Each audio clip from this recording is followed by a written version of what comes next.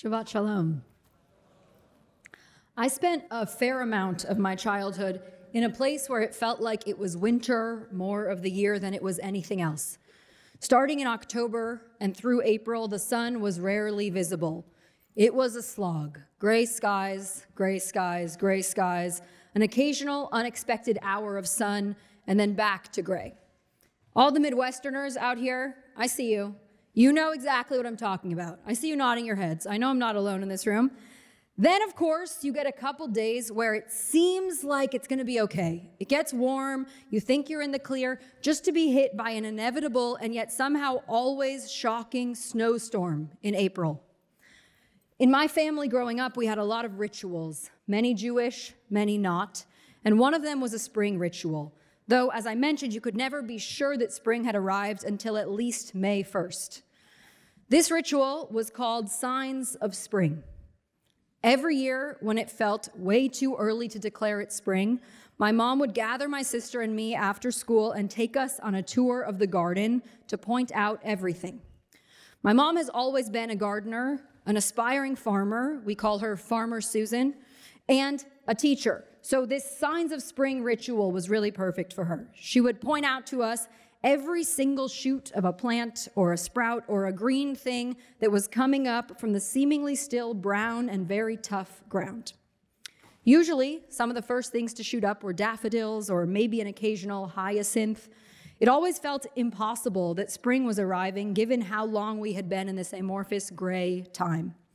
My mom would exclaim at every find, and we, my sister and I, especially when we were teenagers, would roll our eyes and look around for any other distraction and hope that the tour would end quickly. But no matter what, we did it.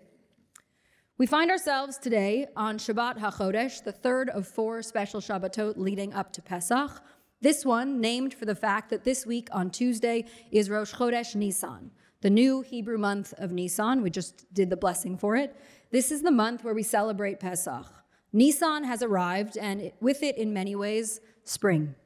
A beginning of sorts, a shooting up of the first sprouts from the ground. Our rabbis have many debates about Nisan and where it falls in the cycle of the year, about what kind of beginning it is. As we understand it in contemporary times, we think of Rosh HaShanah and the month of Tishrei as being the beginning of the year. It is called Rosh HaShanah, head of the year, after all. But that isn't the end of the story. We learn in the Mishnah that there are 4 new years for the kings and festivals, for tithing, for the year, and for the trees.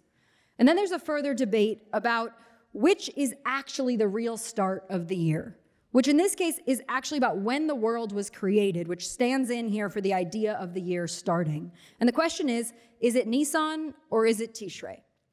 In a discussion in Tractate Rosh HaShanah, Rabbi Eliezer and Rabbi Yehoshua disagree. Rabbi Eliezer says, B'Tishrei nivra ha'olam, the world was created in Tishrei, and Rabbi Yehoshua says, B'Nisan nivra ha'olam, the world was created in Nisan. They go back and forth for a while, and like so many Talmudic arguments, it doesn't have a solution. It doesn't get resolved, we just have these 2 opinions. But then we see later in the commentary of the Tosafot, Rashi's grandsons, that there's another take on it. They bring Rabbeinu Tam into the conversation, and he says, both of them are right. Or more famously, in Hebrew, Elu ve'elu divrei Elohim chayim, these and these are both the word of the living God, a famous phrase from another Talmudic dispute. But how can that be? How can Tishrei, 6 months ago, be the beginning of the year, and then this week, the month of Nisan, also the beginning of the year? Well, they explain, Devet Tishrei ala b'machshava livraot, velo nivra ad Nisan. In Tishrei, God had the idea of creating the world, but God didn't create the world until Nisan. God started it in Tishrei, but didn't complete it until Nisan. Creation, we are being told clearly, is a process. It's not a simple snap of the fingers, even for God. It takes time, it takes patience. What is planted has to have time to grow before it can be harvested. It cannot be rushed. Some of our rabbis explain that this is how the year still goes for us in modern times. At Rosh HaShanah, in Tishrei, we start to think, we plant seeds, we plan, and then in Nisan, we act. We reap the rewards of our fields, we take stock. Tishrei is for thinking, Nisan is for acting. Nisan being the month of action is not surprising at all to those of us astrologically inclined Jews like Ibn Ezra or me, because this is Aries season. Fire, fury, fast action, moving, moving, moving. This is the beginning, or at least it's sort of a beginning. But how do we mark beginnings? Is it from the thought or the first step or the end or the completion or the whole action itself? Yes, all of it. All of it is a process. No beginning is in isolation. Even on our signs of spring walks, those early daffodil shoots were an indicator of a process that had been taking place for a long time before. They didn't come from nothing. Underneath the hard ground, snow, slush, ice, and rain, those daffodils were dormant and resting, and then slowly, slowly, they started to grow again. And though much of that was not visible to our eye, the process was underway. That part just as critical as the above ground part. Signs of spring always felt like a beginning, but it was also a reminder that the beginning had come long before, that maybe, as Rabbi Tom offers, it was both. In addition to Rosh Chodesh Nisan this week, we get another reminder in today's Maftir Torah reading of what it means to mark a beginning. In the Maftir, which comes from Exodus, we read about the first instance of Rosh Chodesh, of the new month. In the first two verses, we read that God told Moses and Aaron, HaChodesh hazeh lachem Rosh Chodeshim, Rishon hu lachem l'Rosh HaShanah. This month will be for you the beginning of the months. It will be the first month of the year for you. As many of you know, this is also the first mitzvah, the first commandment given to the Israelite people as a whole. There have been others along the way given to individuals, but here we get the first to the people. Rosh Chodesh, the new month. Jewish time, such a sacred thing that it's the first mitzvah. A new beginning, the moment when we became a people, the first shoots of the daffodil in March. But like the daffodil and the crops and the creation of the world, that isn't all. It isn't that simple.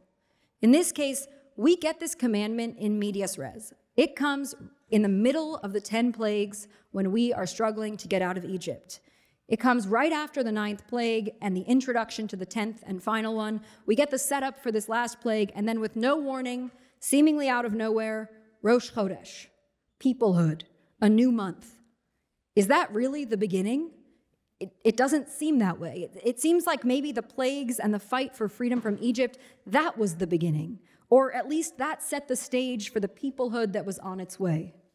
All of the Exodus story and the plagues are like the roots and plants growing underground, this very active piece of the story before we see these sprouts much later. And this cycle still continues, the beginnings that always come in the middle of other things. Then, in the middle of the Exodus story, and now, as we're here together looking ahead to Rosh Chodesh in 3 days. This is a chance for us both to look backward and forward, to see what it is that we may have planted in Tishrei at Rosh HaShanah as we stood looking out at the new year, and how we may be able to start to harvest now, 6 months later. How we may be able to see how our preparations and ideas and commitments are playing out, are coming to fruition. But some seeds are the ones we planted, and some are ones that were outside of our control. Seeds that blew onto our fields and started growing nonetheless. And so maybe it feels impossible to see anything right now except for a world that looks a lot different than we expected it to look 6 months ago. A field overgrown with seeds we never planted. If so, then just focusing on what we may have planted that is blossoming now feels troublesome. Maybe instead then we can just look. Look out at what is growing, whether we planted it or not. Examine it, explore it, wonder about it. Where did it start? When did it begin? Where is it going? What have we learned these last 6 months since Tishrei? About the world, but also about ourselves. Well, how are we different than we were? Whether a product of our own careful planting and cultivating, or from the unexpected and unprecedented external changes to our fields. Regardless of where we find ourselves in this moment, we are both looking backward and forward, toward what has been growing for months now, and also toward what is just starting anew. The rabbis have shown us that we are always doing both. A beginning is never only that. And also they have taught us that it can continually be a time to start again. To start something, to begin, to reinvest, to grow, to plant, to imagine, to slow down and deliberately foster something for ourselves, something that, like creation, will take time, something that will require patience and grace and understanding for ourselves, but still a start. We may not see the growth for a long time, but we will know that it is underway. In fact, the 16th century Kabbalist Rabbi Isaac Luria actually believed that this moment, the month of Nisan, is especially inclined toward beginnings. Seeds are not always planted in Tishrei and sprouted now. There's another way. He teaches us that the first 12 days of Nisan are a time when we can connect to each of the 12 months, one every day, and have the opportunity to set our intentions for each month. That we get 12 chances, starting on Tuesday, to plant again. That this Nisan is a chance at a new beginning, a chance for reconnection to Jewish time and a belonging to a people, and a chance for reconnection to ourselves, a reminder that all things take time, especially good things. What is it that we might plant now? Maybe something we couldn't have even seen 6 months ago or imagined, something that needed these 6 months before we could really grasp it. Or maybe something that we almost planted but held back, feeling like we weren't quite ready to begin. Maybe now we can. 3 weeks ago, I got a text from my mom. 4 pictures of green shoots coming out from the seemingly brown and hard ground underneath the snow, slush, ice, and rain. There they were, the daffodils, coming up again. Signs of spring still alive and well. It's time to begin. Shabbat Shalom.